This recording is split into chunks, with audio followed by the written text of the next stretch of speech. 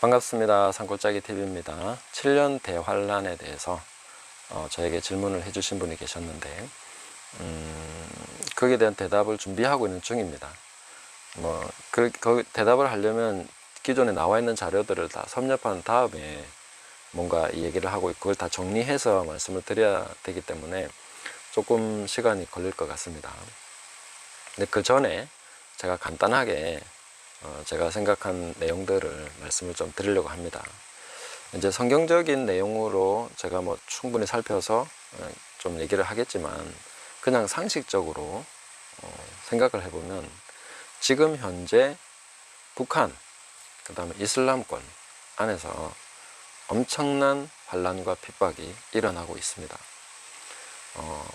확실한 통계는 아니지만 5만에서 한 10만 정도로 추산할 수 있는 크리스찬이 북한의 강제 수용소에서 노동하고 있습니다.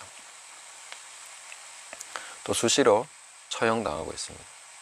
이슬람권도 마찬가지죠. 어마어마한 핍박과 박해가 일어나고 있습니다.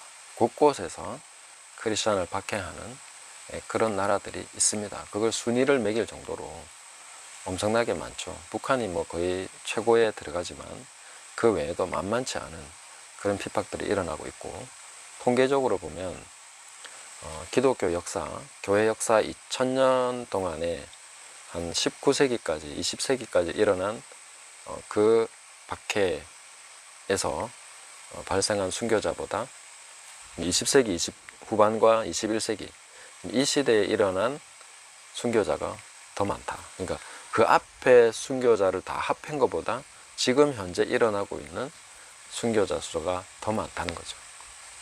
어마어마한 수의 크리스찬들이 순교하고 있는 시대를 살고 있으면서 우리가 동시대를 살아가는 우리가 7년 대환란이 언제 오냐, 앞으로 올 것이다, 그때를 준비해야 된다, 이런 얘기 하고 있으면 사실 이거는 우리가 좀 비성경적인 생각, 그러니까 그런 삶을 살아가고 있다라고 말할 수밖에 없습니다. 왜냐하면은 우리는 교회는 하나입니다.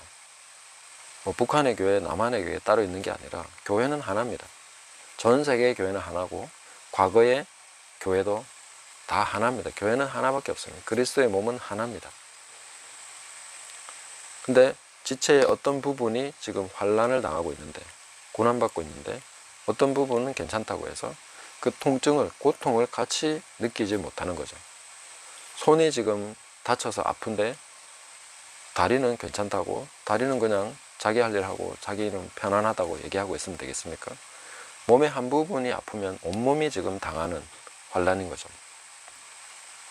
그래서 북한이 당하고 있는 환란은 온 교회가 겪고 있는 환란입니다. 그건 하나입니다. 그렇게 봐야 되는 것이죠. 그래서 그렇게 본다면은 환란과 핍박은 이미 어마어마한 그런 강도로 지금 진행되고 있는 중입니다. 7년 대환란이라고 하는 그런 내용이 실제로 진행된다고 해도 북한만큼 하겠습니까? 북한만큼 통제하면서 북한만큼 그렇게 잔악하게 그렇게 핍박을 할 수 있겠냐고요. 7년 대환란이 그 정도가 되겠습니까? 북한 정도면은 그 대환란이 일어난다 해도 그 이상으로 할 수 없을 거라고 생각합니다. 그런 일이 버젓이 지금 일어나고 있는데 우리는 너무 안일한 거 아니냐, 저는 오히려 좀 그렇게 반문을 하고 싶은 거죠.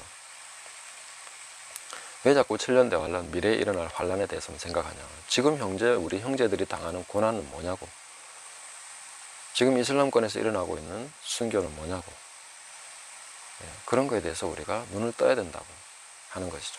탈북을 해서 그 고통받고 있는 형제들의 고난을 우리가 생각하지 않느냐고. 좀 그런 관점에서 보면 7년 대환란 이야기는 너무 안일한 관점이 아니냐. 현재 일어나고 있는 것에 대해서는 내 일이 아니니까, 내가 직접 당하는 일이 아니니까 아주 미래에나 우리가 혹시 그런 일 당하면 어떡하지, 그런 걱정하는 것이 참 어찌 보면 맞지 않다, 우리가 그렇게 해서야 되겠나 하는 그런 생각을 하는 것입니다.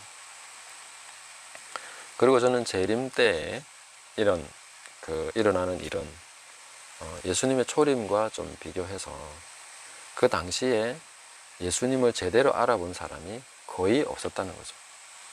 나다나엘 같은 사람이나 아니면 뭐 야고보 요한 이런 사람이나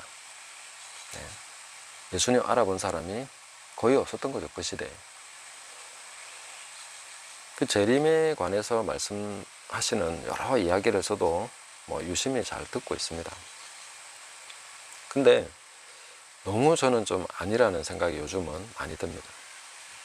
저렇게 진행될 것 같지 않다. 많은 분들이 얘기하는 그런 식으로 예수님의 재림 마지막 때가 펼쳐질 것 같지 않다. 좀 다르게 우리가 봐야 되는 거 아니냐. 그래서 저도 연구하고 있는 중입니다.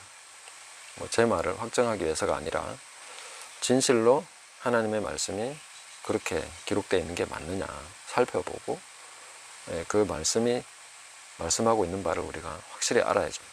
왜냐하면 분명히 하나님은 기록된 말씀대로 하실 거기 때문에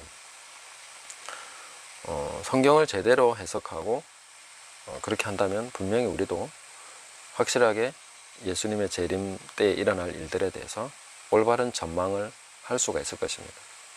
그러나 지금은 굉장히 소설적이다.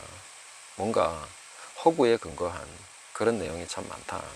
상상의 나래를 펼친 그런 결과다. 그리고 성경을 잘못 해석한 그런 결과로서 일어나는 것들이 좀 많다고 보여집니다. 제 나름대로 그렇게 지금 보고 있습니다. 그래서 그걸 제가 또 올바르게 바로 잡아야 되지 않겠습니까? 그런 작업들을 할 것입니다.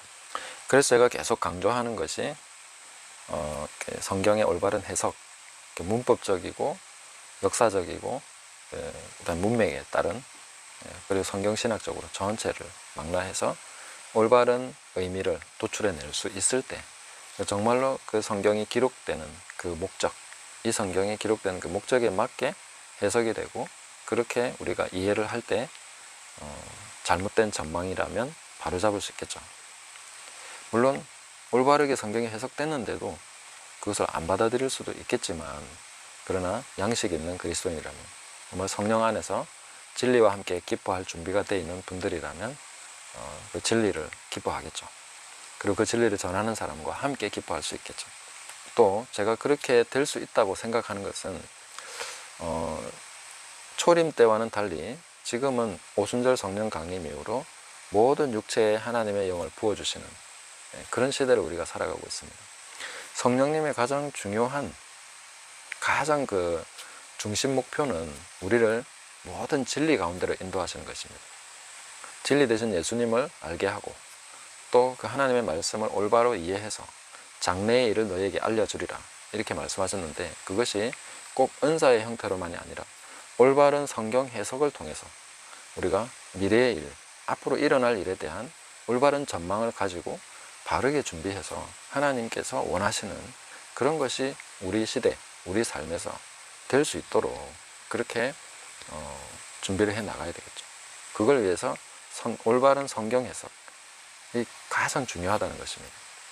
하나님의 말씀을 따라서 우리가 생각과 우리 삶과 이런 것들을 다 세워 나가야 되기 때문에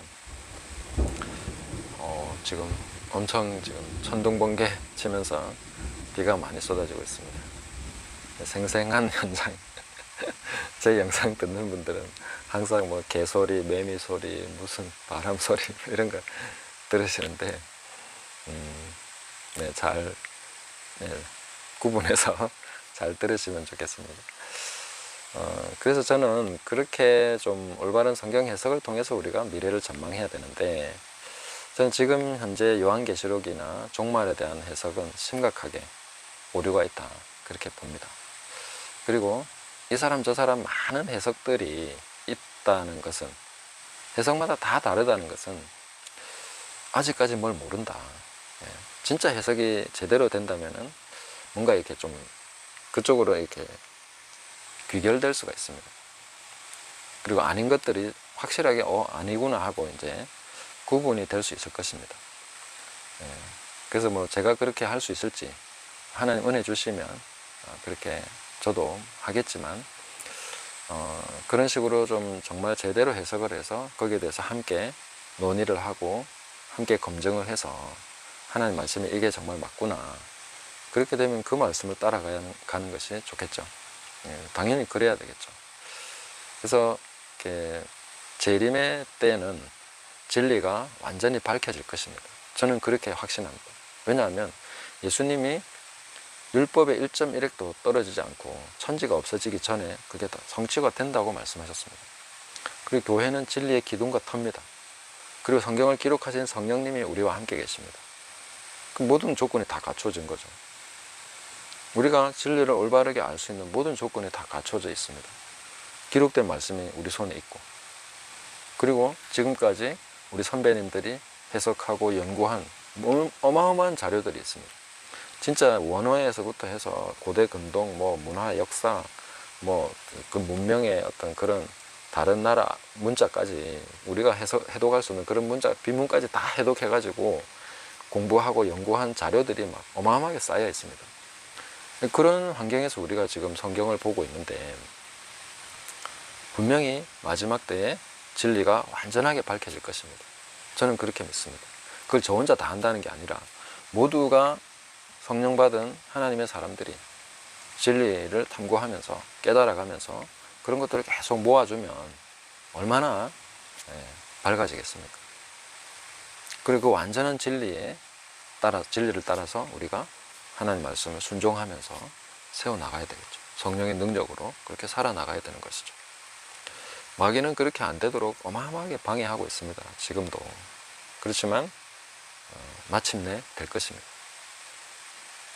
그래서 오늘 우리가 7년 대환란 얘기하다가 여기까지 왔는데, 진리를 따라서 생각하고 진리와 함께 기뻐하고 진리 위에 우리의 모든 것을 세워야 되는 것이지, 어떤 사람들의 기발한 상상이나 어떤 사람들이 보았다는 꿈이나 환상이나 이런 거, 아니면 특별한 사람이 특별하게 해석한 그런 것을 따라야 되는 것이 아니라는 거죠. 진리의 기둥과 터가 되는 교회가 검증할 수 있는, 정말로 받아들이고 수용할 수 있는 하나님의 말씀이 역사적으로, 문법적으로, 문맥적으로, 성경신학적으로 전체가 아우를 그 말씀이 밝히 드러나서 우리에게 이해되고 깨달아지고 적용되는 그런 방식으로 진행이 돼 나가야 되는 것이죠. 그럼으로써 마지막 때는 완성의 때입니다. 마지막 때는 하나님 말씀이 진리가 완전히 밝아지는 때입니다. 물론 그만큼 어두움도 더 짙어질 것이고 방해도 더 강렬해질 것이고 핍박이나 환난도 더 강렬해질 것입니다. 그러니까 모든 부흥과 하나님의 역사가 강력하게 일어나는 데는 어둠도 계속 방해를 해왔습니다. 빛이 밝을수록 어둠도 더 자기 때가 얼마 안 남았으니까 더 많이, 더 강력하게 하겠죠. 그런 거에 대해서 우리가 두려워할 것이 아니라 오히려 당연한 것으로 생각하고 우리가 하나님 말씀에 더 천착해서 거기에 더 집중해서 그렇게 진리 위에 우리의 모든 생각과 삶을, 또 우리 교회의 모든 것을, 에클레시아를 세워나갈 수 있는 그런 과정을 함께 마음을 다하고 힘을 다하고 뜻을 다하고 생명을 다해서 하나님 사랑하는 마음으로 그렇게 해나갔으면 좋겠습니다. 그래서 환난, 저는 7년 대환란은 지금 우리는 환난 가운데 있습니다. 형제들의 환난을 좀 돌아보고 나서, 그리고 그 형제들의 환난에 대해서 우리가 깊이 함께 동참하고 나서 7년 대환란이라는 것도 좀 생각했으면 좋겠고, 성경에 그게 맞는지 안 맞는지에 대해서는 제가 좀 더 다 섭렵하고 취합해서 정리해서 그렇게 어느 날 되면 말씀을 드리겠습니다. 여기까지 말씀드리고 진리 안에서 함께 기뻐할 수 있는 그런 교제가 계속되기를 예수님의 이름으로 축복합니다. 감사합니다.